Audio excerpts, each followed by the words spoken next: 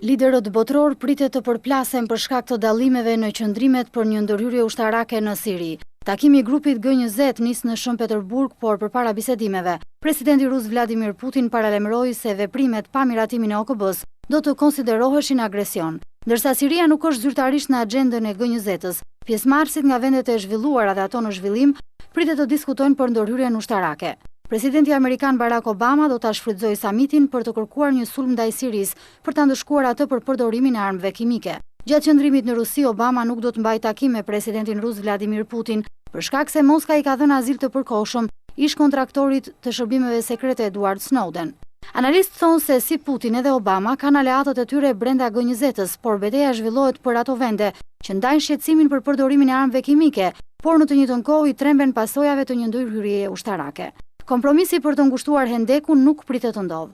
Franca mbështet fuqishëm planin amerikan për sulm. Parlamenti francez diskutoi për këtë çështje ndonse nuk votoi.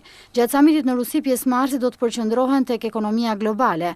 Ata pritet të arrijnë një marrëveshje për rritjen ekonomike, tregtinë, transparencën bankare dhe luftën kundër evazionit fiskal.